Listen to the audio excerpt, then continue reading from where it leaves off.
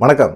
தேர்தலுக்கு ஒரு 3 மாசத்துக்கு முன்னாடி தான் நாங்க வந்து கூட்டணி தொடர்பா அறிவிப்போம் அப்படின்னு எடப்பாடி பழனிசாமி சொல்லிக்கிட்டே இருந்தாரு. அமித்ஷா நேரடியா வந்து தமிழ்நாட்டிலே வந்து உட்காந்துட்டு எடப்பாடி பழனிசாமிய சம்மதிக்க சொல்லுங்க. இல்ல அப்படின்னா நான் சென்னைய விட்டு டெல்லிக்கு போன பிறகு இடி ரெய்டு வந்துரும்.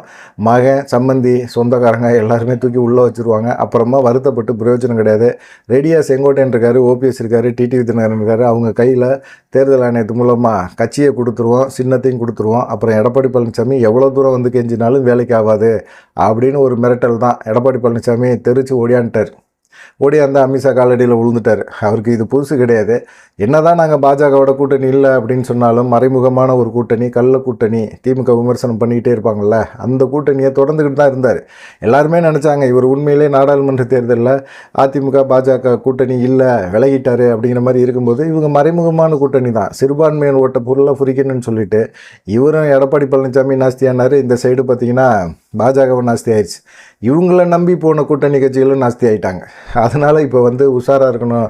எல்லாத்துக்கும் தெரிஞ்சு போச்சு நம்ம கள்ள கூட்டணி வச்சுருக்கிறது, அதை வெளிப்படையாகவே பண்ணிடுவோம் அப்படிங்கிற மாதிரி வெளிப்படையாக நேற்று வந்து முடிச்சிட்டாங்க. மத்தியானமே வந்து எடப்பாடி பழனிசாமி அமித்ஷா சந்திப்பு இருக்கணும். ஆனால் இன்றைக்கி நான் பங்குனி உத்திரம் விரதம் இருக்கிறேன், முடிச்சுட்டு வரேன் அப்படின்னு சொன்னார் எடப்பாடி பழனிசாமி. ஆனால் உண்மையான காரணம் என்னென்னா, அவருடைய இது வந்து அதிமுக பாஜகவோட கூட்டணி வைக்கணும் அப்படின்னம்னா மாநில தலைவர் அண்ணாமலையை மாற்றி தான் ஆகணும் அப்படிங்கிற மாதிரி சொல்லிட்டார். அது ஏற்கனவே மார்ச் 25 டெல்லியில் போய் அமித்ஷா சந்திக்கும் போது அதிமுகவோட பாஜகவோட கூட்டணி வைக்கிறது எனக்கு ஒன்றும் இது கிடையாது, தயக்கம் கிடையாது. ஆனால் வந்து அதிமுக தொண்டர்கள் வந்து அண்ணாமலை தொடர்றதை விரும்பலை, மாநில தலைவராக தொடர்றதை விரும்பலை. மாநில தலைவராக இருக்கும்போது அவர் எங்கள் கட்சி தலைவர்களை வந்து ரொம்ப கேவலமாக பேசிட்டார் அப்படின்னு சொன்னார். அவர் வந்து ஜெயலலிதாவையோ புரட்சி தலைவரையோ வந்து பெருசாக ஒன்றுலாம் கேவலமாக படுத்தலை, உண்மையை சொன்னார். ஆனால் எடப்பாடி பழனிசாமியே கேவலமாக கல்வி ஊற்றினார். தற்கூரி எடப்பாடி பழனிசாமி காலில் விழுந்து பதவி வாங்கிட்டு வந்தார், மக்களால் தேர்ந்தெடுக்கப்பட்டவரா அப்படி இப்படின்லாம் லண்டனுக்கு போகிறதுக்கு முன்னாடி சும்மா வச்சு வறுத்து எடுத்துகிட்டு போயிட்டார். அது மனசுக்குள்ளே ஒரு பெரிய வருத்தம், அவருக்கு காயம். இதெல்லாம் வந்து நம்ம இவரை வச்சுக்கிட்டு நம்ம இவரு கூட திரும்பவும் சிரித்து பேசினோம்னா நம்மளை கேவலமாக பேச மாட்டாங்களா அப்படின்னு. கேவலப்படுறதுல என்ன பெருசாக ஒரு தயக்கம் இருக்குது அவருக்கு அப்படிங்கிற மாதிரி இருக்கும்போது மாநில தலைவரை மாற்றுங்க, அப்புறமா கூட்டணி தொடர்பான பேச்சுவார்த்தையை நம்ம பேசலாம் அப்படிங்கிற மாதிரி சொல்லிவிட்டு அண்ணாமலை பேசின அந்த வீடியோ அதெல்லாம் சப்டைட்டில் போட்டு அமித்ஷாட்ட கொடுத்துட்டாங்க. அமித்ஷா அதை பார்த்துருப்பாரா என்ன, அதெல்லாம் பார்த்துருக்கவே மாட்டார். ஆனால் பார்த்தீங்கன்னா நேற்று மதியானம் வந்து பத்திரிகையாளர் சந்திப்பு நடக்கும். எடப்பாடி பழனிசாமி 2 பேருமே வந்து உட்காந்து கூட்டணி தொடர்பாக வந்து ஒரு அறிவிப்பை வெளியிடுவாங்க அப்படின்னு எதிர்பார்த்தாங்க. மதியானம் வரல. எதுக்காக வரல அப்படின்னா, யார் வந்து மாநில தலைவருக்கு நிற்க போகிறா அப்படிங்கிற ஒரு எண்ணம் தான். எடப்பாடி பழனிசாமிக்கு நயினா நாகேந்திரன் சப்போர்ட்டாக இருப்பார். ஏன்னா ஏற்கனவே அவர் அதிமுகவில் இருந்தார். அதனால் நயினா நாகேந்திரனை வந்து அதிமுகவோட இதாக போடுங்க, பாஜகவோட மாநில தலைவராக போடுங்க அப்படின்னு சொல்லி எடப்பாடி பழனிசாமி ரெக்கமெண்ட் பண்ணியிருக்கிறார். அதுக்கு மிக முக்கியமான காரணம் வந்து அவர் முக்குளத்தூர் சமுதாயத்தை சேர்ந்தவர். ஓபிஎஸ், டிடிவி தினகரன், சசிகலா இவங்கெல்லாம் தென் மாவட்டத்தில் ஓட்டை பிரிக்கிறாங்க. இவங்களுக்கு பதிலாக ஒருத்தர் முக்குளத்தூர் சமுதாயத்தை சேர்ந்தவர் பாஜகவில் ஒரு மாநில தலைவர் பதவியில் இருந்தால் இந்த ஓட்டு, இவங்களை சார்ந்த ஓட்டு, அதிமுக ஓட்டு, உழுவாத ஓட்டு எல்லாமே வந்து பாஜகவுக்கு விழுவும் அப்படிங்கிற ஒரு நம்பிக்கை இவங்களுக்கு இருக்குது. அந்த நம்பிக்கையின் அடிப்படையில் நம்ம தான் ஓபிஎஸ், டிடிவி, செங்கோட்டையன் இவங்களெல்லாம் கட்சிக்குள்ளே திரும்பவும் சேர்க்க போகிறதில்ல. செங்கோட்டையன் கட்சிக்குள்ளே தான் இருக்கிறாரு. இருந்தாலும் அவருக்கு எம்எல்ஏ பதவி கிடைக்குமாங்கிறதே டவுட்டு. எடப்பாடி பழனிசாமி இனிமேல் வச்சு செய்வார். செஞ்சார்னா அவர் கட்சியை உடைக்கிறதுக்கான வாய்ப்புகள் இருக்குது. இப்போ இன்னமும் வந்து இவங்களை வச்சு தான் இவங்க வந்து கேம் விளாண்டுக்கிட்டே இருக்கிறாங்க பாஜக. இன்னமும் வந்து தொகுதி பங்கீடு பிரச்சனைலாம் இருக்குல்ல, அதுக்கும் வந்து பார்த்திங்கன்னா செங்கோட்டையனை, ஓபிஎஸ், டிடிவி தினகரன் இவங்கள வச்சு தான் அவரும் அமித்ஷா வந்து வேலை பார்ப்பார். அது வரைக்கும் தேர்தல் ஆணையம் வந்து இவருக்கு சின்னமோ கட்சியோ கொடுக்க மாட்டாங்க அப்படின்னு சொல்லிகிட்டு இருக்காங்க. பார்க்கலாம். இது வந்து அமித்ஷா இந்த வந்து சந்திப்பு மிக முக்கியமான ஒரு சந்திப்பு அப்படின்னு சொன்னாலும் எடப்பாடி பழனிசாமி அமித்ஷா பக்கத்தில் வலது பக்கம் உட்காந்துருந்தாலும் ரொம்ப இறுக்கமான ஒரு முகத்தோடு தான் உட்காந்துருந்தார். அவர் பக்கத்தில் கேபி முனுசாமி, வேலுமணி, போனது உதயகுமாரும் போனார். உதயகுமாரெல்லாம் கீழே உட்காந்துட்டாங்க. அப்புறம் என்ன தென் மாவட்டங்களில் நீங்கள் முக்கியத்துவம் கொடுக்குறீங்க? வட மாவட்டங்கள்லையும் கேபி முனுசாமிக்கும் வேலுமணிக்கும் ஒரு முக்கியத்துவத்தை கொடுக்குறேன். நீங்கள் உங்களை நம்பி தென் மாவட்டங்களில் உதயகுமார்னு ஒரு மனுஷன் பின்னாடியே சுற்றிட்டு கிடக்கிறாரு நாய் மாதிரி. அந்த மனுஷனை கீழே உட்கார வச்சுட்டு நீங்கள் மேலே உட்காந்து உதயகுமாருக்கெல்லாம் இதெல்லாம் தேவை தான். தென் மாவட்டங்களில் யார் முக்கியமான தலைவர் அப்படிங்கிறது தெரியும். எடப்பாடி பழனிசாமி தென் மாவட்டங்களில் வளர்க்க முடியுமா? இப்போ உங்களையே கேவலப்படுத்தி கீழே உட்கார வச்சுருக்காருல்ல அப்படிங்கிற மாதிரி எல்லாருமே தென் மாவட்டத்துலேயும் பேச ஆரம்பிச்சிருக்காங்க. இப்போ இந்த மாதிரி சூழ்நிலையில் அமித்ஷா மட்டும்தான் பேசினார். ஆனால் இங்கே வந்து அதிமுக தலைமையில் கூட்டணி, என்டிஏ கூட்டணின்னு போட்டார், தேசிய ஜனநாயக கூட்டணின்னு போட்டாங்க. அந்த பேனரெல்லாம் எடுத்துட்டாங்க. எடுத்துகிட்டு பிரதமர் மோடி, அமித்ஷா படம், அண்ணாமலை படம், நயினா நாகேந்திரன் படம் இது மட்டுமே போட்டிருந்தாங்க. அப்புறமா பார்த்தீங்கன்னா அதிமுக தலைமையில் தான் கூட்டணி அப்படின்னு சொல்லி சொன்னார் அமித்ஷா. சரி, அதுக்கு என்ன காரணம்னா எடப்பாடி பழனிசாமி தான் முதலமைச்சர் வேட்பாளர் அப்படிங்கிறத அவங்க சொல்லிட்டாங்க. என்றைக்கு வேணாலும் எப்போ வேணாலும் முதலமைச்சர் வேட்பாளர் எடப்பாடி பழனிசாமி அப்படிங்கிறது தேர்தல் முடிஞ்ச பிறகு அது மாற்றிடுவாங்க. அது இல்லாமல் பார்த்திங்கன்னா எடப்பாடி பழனிசாமியை தேர்தல் நெருக்கத்தில் முதலமைச்சர் வேட்பாளராக அறிவிக்கிறதுக்கான வாய்ப்புகள் கூட ரொம்ப குறைவு அப்படின்னு சொல்லி சொல்கிறாங்க. ஏன் அப்படின்னு பார்த்திங்கன்னா எடப்பாடி பழனிசாமி முதலமைச்சர் வேட்பாளர்னால் ஓட்டு போட ஆளே கிடையாது, ஓட்டே போட மாட்டாங்க, கொங்கு பெல்ட்லேயே ஓட்டு விழுவாது. அப்படிப்பட்ட ஒரு சூழ்நிலையில் எப்படியாவது அவர் ஜெயிச்சாகணும் அப்படின்னம்னா திமுக வந்து பணம் பட்டுவாடா பண்ணாமல் இருந்தால் ஓரளவுக்காவது நம்ம ஓட்டு வாங்கலாம், டெபாசிட்டாவது வாங்கலாம் அப்படிங்கிற ஒரு எண்ணத்தில் தான் இப்போ திமுக அமைச்சர்கள் மேலே ரைடு அடிக்க அமித்ஷா மூலமாக சில விஷயங்களை பார்க்குறாரு. அதையும் ஒரு சுயநலத்தோடு தான் செய்கிறாரு எடப்பாடி பழனிசாமி. ஆனால் திமுக வந்து எடப்பாடி பழனிசாமி மேலே இருக்கிற இந்த ஊழல் குற்றச்சாட்டுகள், புகார்கள் இதெல்லாம் எடுத்து விசாரிக்கிறதுக்கு இன்னமும் தயக்கம் காட்டிக்கிட்டே கிடக்கிறாங்க.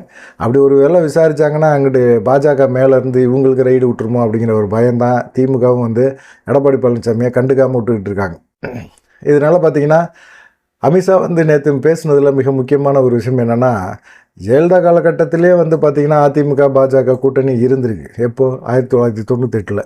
அப்போ வந்து நாங்கள் 30 இடங்களில் ஜெயித்தோம், 39 இடங்களில் போட்டி போட்டு 30 இடங்களில் இந்த கூட்டணி ஜெயிச்சுது.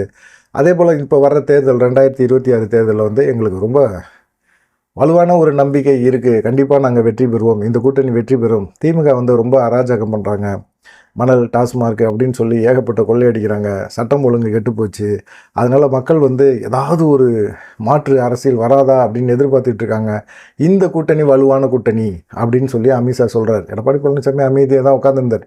ஆனால் உண்மையிலே சொல்ல வேண்டியது எடப்பாடி பழனிசாமி. எடப்பாடி பழனிசாமி ஒரு இறுக்கமான முகத்தோட அப்படியே அமைதியாக உட்காந்துருந்தார். என்ன காரணம்னே தெரியல, அவருக்கு இந்த கூட்டணியில் பிடித்தமே இல்லை, அவரை மிரட்டி தான் கொண்டு வந்து உட்கார வச்சுருக்கிறாங்க. ஆனால் வந்து அவர் வந்து சுயநலமாக செயல்படுறதுனால தான் இப்போ மிரட்ட ஆரம்பிக்கிறாங்க. எதுக்காக ஒருங்கிணைந்த அதிமுக உருவாக்கியிருந்தார் அப்படின்னா அவரை மிரட்ட வேண்டிய அவசியமே இல்லை, எதுக்காக மிரட்ட போகிறாங்க அப்படிங்கிற மாதிரி இருந்திருக்கும். இல்லை அப்படியே மிரட்டினாலும் பார்த்துக்கலாங்க அப்படின்னு சொல்லியிருக்கலாம். ஆனால் அவரால் முடியல, அவர் சிறைக்கும் போக முடியாது, அவரை தாண்டி அவர் பையனும் சம்பந்தி சொந்தக்காரங்க எல்லாருமே லாக் ஆகி கிடக்கிறாங்க. அப்படிப்பட்ட ஒரு சூழ்நிலையில் என்ன பண்ணுறதுனே ஒன்றுமே தெரியல. அவருக்கு வந்து என்னன்னு கேட்டிங்கன்னா திரும்பவும் மத்தியில் பாஜக ஆட்சிக்கு வராது அப்படின்னு ஒரு நம்பிக்கையில் இருந்தார். வந்துருச்சு, வந்த பிறகு அவர் ஒன்றுமே பேசவே முடியல, என்ன பண்ணுறதுனே அவருக்கும் தெரியல. அதனால் வந்து எல்லாத்துலேயும் ஆலோசனை பண்ணதில் வந்து நிறைய பேர் கடுப்பில் தான் இருக்கிறாங்க. பாஜகவோட கூட்டணி இல்லைன்னு எடப்பாடி பழனிசாமி சொல்லி தான் நாங்கள்லாம் பேசினோம். இப்போ கேபி முனுசாமிலாம் அவ்வளோ ஆவேசமாக பேசினார், பின்னாடியெல்லாம் அவருடைய தொண்டர்கள் எல்லாம் கைத்தட்டினாங்க. என்னவோ பாஜகனால தான் இவங்க தோத்த மாதிரி அப்படியே முனுசாமி பேசினார். இன்றைக்கி அதே முனுசாமி அங்கே போய் ஸ்டேஜில் ஏறி கையை தூக்கிட்டு நிற்கிறார். இதெல்லாம் கேவலமாக இல்லையா? நாங்கள் அரசியல்வாதிப்பா, எவ்வளோ வேணாலும் கேவலப்படுவோம், எவ்வளோ வேணாலும் மாற்றி பேசுவோம், எங்களுக்கு அசிங்கம்லாம் கிடையாது, அதை பற்றிலாம் நீ கவலைப்படாத அப்படின்னு அதிமுக தொண்டர்களுக்கும் ஒரு அட்வைஸ். நான் எங்களை போல நீங்களும் அசிங்கம், அவமானம், கேவலம் இதை பற்றிலாம் நீங்கள்லாம் யோசிக்காதீங்க அப்படிங்கிற மாதிரி தான் கேபி முனுசாமி இருக்குது. இப்போ ஜெயக்குமார் இருக்கிறாரு. ஜெயக்குமார் என்னவோ ஒரு விஷயம், அவர் என்னவோ இந்த ஒரு சின்ன மேட்டரில் மாட்டிக்கிட்டார், அவ்வளோதான். மற்றபடி அதில் தான் ஒரு கேவலம். மீதியெல்லாம் பார்த்திங்கன்னா கொஞ்சம் ரோசக்கார் தான் போல இருக்குது. எப்போ பாஜகவோட கூட்டணி வைக்கிறீங்க அப்படின்னு சொன்னால் நான் கட்சியை விட்டு விலகிடுவேன்னு சொன்னார். இப்போ விலகிடுவாரா என்னன்னு தெரியல. விலகிறதுக்கு வாய்ப்பு இருக்குதா, இல்லை விலக போகிறாரா, இல்லை எடப்பாடி பழனிசாமி அவர் சமாதானப்படுத்த போகிற. எடப்பாடி பழனிசாமிலாம் போய் ஜெயக்குமார்லாம் சமாதானப்படுத்த மாட்டார். அவரெல்லாம் வந்து ஜெயக்குமாருக்கு மதிப்பு அந்த ஏரியாவில் இல்லை அப்படிங்கிறது அவருக்கு நல்லா தெரியும். பெரிய வாய்ஸ் என்ன செல்வாக்கு இருக்குது அவருக்கு அப்படிங்கிற மாதிரி தான் அவர் பேசுவார். எடப்பாடி பழனிசாமி போய் ஜெயக்குமாரை போய் சமாதானப்படுத்துவாரா? அவர் இல்லைன்னா வேறு ஒரு ஆளை கூட்டு வந்து வச்சுருவார். அவரெல்லாம் விஜய் கட்சிக்கு போகலாம், இல்லை திமுகவுக்கு போகலாம், அவரை வச்சு இது பண்ணிக்குவாங்க. விஜய் கட்சியில் கூட சேர்த்துக்க மாட்டாங்க. ஒரு மீனவர் வந்து முக்கியமான ஒரு பிரதிநிதி நம்ம கட்சியில் இல்லை திமுகவில் அப்படின்னு சொல்லி முதலமைச்சரே வந்து ஜெயக்குமாரோட பேச்சுவார்த்தை நடத்துறதுக்கு அமைச்சர்களை விட்டுருக்குறாங்க அப்படிங்கிற மாதிரி சொல்கிறாங்க. அந்த அளவுக்கு போயிட்டுருக்குது. ஜெயக்குமார்லாம் பார்த்திங்கன்னா இப்போல்லாம் இந்த அதிமுக பாஜக கூட்டணி திரும்ப உருவாயிருச்சு. செய்தியாளர் சந்திக்கிறத அவர் விட்டுட்டார். எப்போ அவங்க பேச்சுவார்த்தை நடத்துகிறாங்கன்னு தெரிஞ்சோடனே விட்டுட்டார். அது மாதிரி ஒரு ரோஷத்தோடு இருக்கணும். கேபி முனுசாமிக்கெலாம் என்ன ரோஷம் இருக்குது? கேபி முனுசாமி எடப்பாடி பழனிசாமியோட இருக்கிறது நல்லது தான். ஏன்னா அவர் எங்கிட்ட இருக்கிறாரோ அந்த இது வந்து தோற்று போயிடும். இப்போ என்ன இவங்களுக்கு இயல்பான கூட்டணி அப்படின்னு அமித்ஷா சொல்லியிருக்காரு. இந்த கூட்டணி வெற்றி கூட்டணி, இது இயல்பான கூட்டணியா? அப்படியே எடப்பாடி பழனிசாமி போய் அப்படியே அமித்ஷாவோட பாஜகவோட கூட்டணி வைக்கணும்னு சொல்ல. இவருக்கு வந்து என்னென்னா அதிமுக பாஜக கூட்டணி உருவாச்சு அப்படின்னா இவருக்கு வந்து மதிப்பு வேணும். நான் சொன்ன மாதிரி அண்ணாமலை மாற்றிட்டாங்க, அதனால நான் கூட்டணி வச்சேன் அப்படின்னு சொல்லி 2ஆம் கட்ட தலைவர்களை சமாதானப்படுத்தணும். ஏன்னா 2ஆம் கட்ட தலைவர்கள் நிறைய பேர் வந்து பாஜகவோட கூட்டணி வச்சிருங்க அப்படிங்கிற மாதிரி இறங்கி வந்துட்டாங்க. ஏன்னா இல்லை அப்படின்னா ரைடு, நம்ம சம்பாரித்த பணம் எல்லாத்தையும் பிடுங்கிட்டு போயிடுவாங்க. ரைடு அடித்தாங்கன்னா பிடுங்கிட்டு போயிடுவாங்க. அந்த மாதிரி சூழ்நிலை தான் இப்போ உருவாகிருக்கு. அப்படிப்பட்ட ஒரு சூழ்நிலைலாம் நமக்கு தேவையா அப்படிங்கிற மாதிரி எல்லாருமே பேசியிருக்காங்க. இது இயல்பான கூட்டணி அப்படிங்கிற மாதிரி பேசியிருக்கிறாரு. அது இயல்பான கூட்டணியே கிடையாது, மிரட்டி கூட்டணி, அவ்வளோதான். 2வது வந்து அமித்ஷா சொன்னதில் மிக முக்கியமானது கூட்டணி ஆட்சி அப்படின்னு சொல்லியிருக்கிறாரு. கூட்டணி ஆட்சி நாங்கள் எதுக்குமே ஒத்துக்க மாட்டோம். திராவிட கழகம் வந்து திராவிட இயக்கங்கள் வந்து கூட்டணி ஆட்சிக்கு ஒத்துக்காது அப்படின்னு சொல்லியிருந்தாங்க. ஏற்கனவே விசிகா வந்து பேசும்போது ஆதவர்ஜனெல்லாம் விசிகாவில் இருக்கும்போது பேசும்போது திமுகவோட கூட்டணி ஆட்சி தான் அப்படின்னு பேசும்போது கூட்டணி ஆட்சிக்கு நாங்கள் ஒத்துக்க மாட்டோம் அப்படிங்கிற மாதிரி சொன்னார். அதே போல் வந்து கேபி முனுசாமி தான் இதையும் பேசினார், ஜெயக்குமாரும் இதை தான் பேசினார். கூட்டணி ஆட்சிக்கு நாங்கள் அதிமுக எந்த காலகட்டத்திலையும் ஒத்துக்க மாட்டோம், கூட்டணி ஆட்சி கிடையாது, அதிமுக தலைமையில் தான் கூட்டணியை தவிர கூட்டணி ஆட்சி கிடையாது அப்படிங்கிறத சொன்னார். அது மைனாரிட்டி அரசே அமைஞ்சாலும் கூட்டணி ஆட்சி கிடையாது அப்படிங்கிற மாதிரி தான் பேசியிருந்தார். அப்படிப்பட்ட ஒரு சூழ்நிலையில் அமித்ஷா வந்து எடப்பாடி பழனிசாமியை வச்சுக்கிட்டு கூட்டணி ஆட்சி அப்படின்னு பேசியிருக்கிறார். எப்படி இதை எடப்பாடி பழனிசாமி ஒத்துக்கிட்டாரா அப்படின்னு பார்த்தீங்கன்னா ஒத்துட்ருக்கிறார். அதனால தான் வந்து அவ்வளோ தைரியமாக அவர் பேசுகிறார். நான் வந்து நீங்கள் என்ன சொன்னாலும் ஒத்துக்கிறேன். எனக்கு வந்து ஓபிஎஸ், டிடிவி தினகரன், சசிகலா, குறிப்பாக செங்கோட்டையனை கூட நான் கழட்டி விட்டாலும் கழட்டி விடுவேன், அவருக்கெல்லாம் நீங்கள் சப்போர்ட் பண்ணிடாதீங்க அப்படிங்கிற மாதிரி தான் எடப்பாடி பழனிசாமி சொல்லியிருக்கார். ஒரு கட்சியில் வளர்ந்து நிற்கிற ஒரு சீனியர்களை தூக்கி போடுறேன், அதுக்காக நான் என்ன வேணாலும் உங்களுக்காக செஞ்சு தரேன் அப்படின்னு சொல்லி இறங்கி போகிறது அசிங்கமாக அவமானமாக எதுவுமே இல்லையா? இது வந்து அரசியலா, சாணக்கியத்தனமா, சாதுர்த்தியமா? ஒன்றுமே கிடையாது. ரொம்ப கேவலமான ஒரு விஷயம் இது. இது எப்படி வந்து கூட்டணி ஆட்சிக்கு எடப்பாடி பழனிசாமி ஒத்துக்கிட்டாரு? அமித்ஷா சொல்கிறாரு, இவர் கேட்டுக்கிட்டு தான் அமைதியாக இருக்கிறாரு. ஆனால் ஒரு விஷயம் வந்து என்னென்னா, அதிமுக தலைமையில் தான் கூட்டணி அப்படின்னா எடப்பாடி பழனிசாமி தான் இந்த மைக்கில் பேசணும். அமித்ஷா ஒரு சைடு பேசினா நிருபர்கள் கேட்குற கேள்விக்கு கண்டிப்பாக எடப்பாடி பழனிசாமி சில பதில்களை சொல்லியிருக்கலாம். சொல்லவே இல்லை. ஒரு இறுக்கமான முகத்தோடு அப்படியே உட்காந்தே இருக்கிறாரு, சிரிக்கிறதுல வந்து செயற்கைத்தனம் தான் அதிகமாகவே இருக்குது. அவரை பொறுத்த வரைக்கும் ரொம்ப அப்செட் ஆகிட்டார். ஏன்னா மிரட்டி தான் அவரை கூட்டணிக்குள்ளே கொண்டு வந்திருக்காங்க. அவருக்கு விருப்பமே இல்லை. ஆனால் வந்து தேர்தல் சமயத்தில் எடப்பாடி பழனிசாமி ஒரு தந்திரத்தை பண்ணுவார். பாஜகலாம் வேட்பாளர்லாம் எங்கெங்கே நிற்கிறாங்களோ அங்கெல்லாம் வந்து அதிமுகக்காரங்க கண்டிப்பாக ஓட்டு போட மாட்டாங்க, அவங்க திமுகவுக்கு தான் ஓட்டு போடுவாங்க, கண்டிப்பாக ஓட்டு போடுவாங்க. அதே போல் பாஜகக்காரங்க அதிமுக வேட்பாளர் எங்கெல்லாம் நிற்கிறாங்களோ அங்கெல்லாம் ஓட்டு போடுவாங்களா அப்படின்னு நினச்சிங்கன்னா கண்டிப்பாக அவங்க ஓட்டு போட மாட்டாங்க, வேறு யாருக்காவது ஓட்டு போடுவாங்க. திமுகவுக்கும் ஓட்டு போட மாட்டாங்க, விஜய் கூட ஓட்டு போடுவாங்க, இல்லை நாம் தமிழர் கட்சிக்கு கூட ஓட்டு போடுவாங்க. அந்த மாதிரி ஒரு சூழ்நிலையும் மாறி போவோம். 2 பேருமே சிரிச்சுக்கிட்டு கை கொடுத்துக்கிட்டு இருந்தாலும் 2 பேர் கையிலையும் பார்த்திங்கன்னா வெடிகுண்டு தான் இருக்குது. யார் வேணாலும் தூக்கி மூஞ்சில் அடிக்கிறதுக்கு வாய்ப்புகள் அதிகமாக இருக்குது. தேர்தல் சமயத்தில் இதெல்லாம் வெளிப்படும் அப்படின்னு சொல்லி இப்போவே பேச ஆரம்பிச்சிட்டாங்க. அதை தாண்டி பார்த்திங்கன்னா இப்போ கூட்டணி ஆட்சி அப்படிங்கிற மாதிரி சொல்லியாச்சு. கூட்டணி தொகுதி உடன்படிக்கை அப்படிங்கிற ஒரு விஷயத்தையும் வந்து அமித்ஷா வந்து தெளிவுபடுத்தியிருப்பார். இல்லைன்னா அவ்வளோ தெளிவுபடுத்தி இவ்வளோ தூரம் பேசாமலாம் அவங்க வந்து பத்திரிகையாளர் சந்திப்பில் இவ்வளோ தைரியமாக பேச முடியாது. அமித்ஷா பேசியிருக்கிறார். கூட்டணி தொடர்பான ஒரு பேச்சுவார்த்தையில் எவ்வளவு வரும் அப்படின்னு பார்த்திங்கன்னா கிட்டத்தட்ட அவங்களுக்கு வந்து ஒரு 90 தொகுதிகளுக்கு மேலே, 95 தொகுதிகள் கூட, 100 தொகுதிகள் கூட பாஜக கொடுக்கறதுக்கு வாய்ப்புகள் அதிகமாக இருக்குது. மீதி தொகுதிகளை வந்து இவங்க எடுத்துக்கிறது அப்படிங்கிற மாதிரி இருக்காங்க. எப்படின்னு கேட்டிங்கன்னா ஒரு 135 தொகுதிகள் வந்து, இல்லை 134 தொகுதிகளை வந்து அதிமுக அவங்க எடுத்துக்குவாங்க. மீதி தொகுதிகளை எல்லாத்தையுமே பாஜக கொடுத்துருவாங்க, பாஜக கூட்டணி கொடுத்துருவாங்க அப்படிங்கிற மாதிரி சொல்கிறாங்க. பாஜக தலைமையில் சிலர் கூட்டணி வைக்கிறதுக்கான வாய்ப்புகள் இருக்குது. ஆனால் பாஜக கூட கூட்டணி வைக்க ராமதாஸ் விரும்பலை, எடப்பாடி பழனிசாமியோட கூட்டணி வைக்க தான் விரும்புகிறாரு, அதிமுகவோட தான் கூட்டணி வைக்க விரும்புகிறாரு.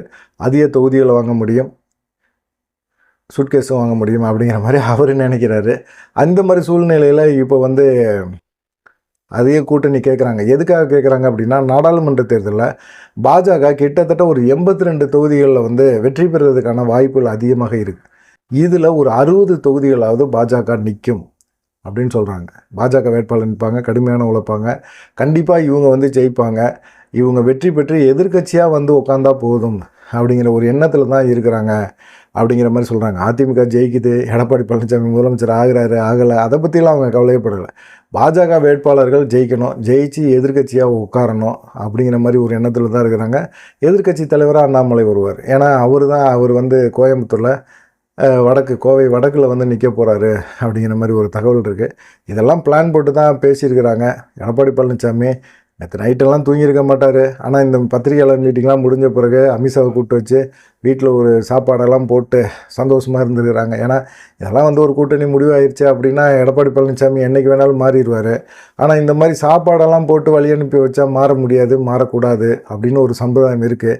இந்த சம்பிரதாயம்லாம் எடப்பாடி பழனிசாமிக்கும் தெரிஞ்சாலும் அவர் வந்து இதில் ஸ்பெஷலிஸ்ட்டு மாறுறதில்ல, டக்குன்னு மாறிடுவார் அப்படின்னு சொல்கிறாங்க. இது பார்க்கலாம். ஓபிஎஸ், டிடிவி தினகரன், சசிகலா இவங்க நிலைப்பாடுகள் தான் வந்து ரொம்ப மோசமாக போச்சு. ஓபிஎஸ் எல்லாம் வந்து எப்படியா இருந்தாலும் அமித்ஷா வராரு, அமித்ஷா வந்தோன்னே எப்படியாவது நல்லது நடக்கும் அப்படின்னு சொல்லி கோயிலாக சுற்றிட்டு அவரும் வந்து பார்த்திங்கன்னா என்னடா இப்படி ஆகிப்போச்சே நம்ம நிலமை அப்படிங்கிற ஒரு வருத்தத்துக்கும் போயிட்டாரு அப்படின்னு சொல்கிறாங்க. என்ன பண்ண முடியும்? நம்பிக்கை இருக்க வேண்டியது தான். நல்லவராக இருக்கிறது தப்பு கிடையாது. தொடர்ந்து ஒருத்தவங்க மேலே நம்பிக்கை வைக்கிறதுன்னு தப்பு அப்படிங்கிறத அமித்ஷா வந்து உணர்த்திட்டார். இனிமேலாவது ஓபிஎஸ் வந்து தனியாக கட்சி வச்சிருக்கிறாரு, பேனரை வச்சிருக்கிறாரு, அதெல்லாம் வச்சுட்டு திரும்ப கட்சி ஆரம்பித்து ஒவ்வொரு மாவட்டங்களும் இறங்கி தீவிரமாக பிரச்சாரத்தில் இறங்கி களத்தில் உட்காந்து தென் மாவட்டங்கள் மட்டுமாவது ஓபிஎஸ், டிடிவி தினகரனோட கூட்டணி வைங்க. கண்டிப்பாக விஜய் கூட்டணி கூப்பிட்றாரு, விஜயோட கூட்டணி வைக்கிறது தப்பு கிடையாது. விஜயோட கூட்டணி வைங்க. ஓபிஎஸ், டிடிவி தினகரன் இவங்க எல்லாருமே வந்து பார்த்திங்கன்னா விஜயோட கூட்டணி வைங்க. விஜயோட கூட்டணி வைங்க, விஜயோட நில்லுங்க. கண்டிப்பாக உங்கள் கூட்டணி ஜெயிக்கிறதுக்கு வாய்ப்புகள் அதிகமாக இருக்குது. கண்டிப்பாக எடப்பாடி பழனிசாமி முதல்ல வந்து திமுக வருது அப்படின்னா 2வது விஜய் வைக்கிற கூட்டணி வரும், 3வது தான் அதிமுக பாஜக கூட்டணி வரும். இல்லை நாம் தமிழர் கட்சி தனிச்சு நின்றுச்சுன்னா அது 3வது வந்து 4வதுக்கு இவங்க போகிறதுக்கு வாய்ப்புகள் இருக்குது. இன்னமும் ஓபிஎஸ்க்கு வந்து நல்ல வாய்ப்புகள் இருக்குது. பாஜகவை கழட்டி விட்டுட்டு பாஜகவை இனிமேல் நம்பாமல் தனி கட்சியை ஒன்று ஓப்பன் பண்ணி விட்டு அவர் வந்து அந்த சைடு நின்று விஜயோட கூட்டணி வச்சு தென் மாவட்டங்களில் ஒரு 10 தொகுதி நின்று 10 எம்எல்ஏக்களை பெறுறது ரொம்ப சந்தோஷமான ஒரு விஷயந்தான் அப்படின்னு சொல்கிறாங்க. எடப்பாடி பழனிசாமியோட துரோகத்தை, அதோட அமித்ஷா பண்ண துரோகத்தை, இதை தாண்டி வந்து ஓபிஎஸ் எடுக்க போகிற நிலைப்பாடு என்ன அப்படிங்கிற ஒரு விஷயமும் இருக்குது. நீங்கள் என்ன நினைக்கிறீங்க அப்படிங்கிற ஒரு விஷயத்தையும் மறக்காமல் கமெண்ட் பண்ணுங்கள். நன்றி, வணக்கம். தொடர்ந்து நம்ம சேனலுக்கு சப்ஸ்கிரைப் பண்ணி ஆதரவு கொடுங்க.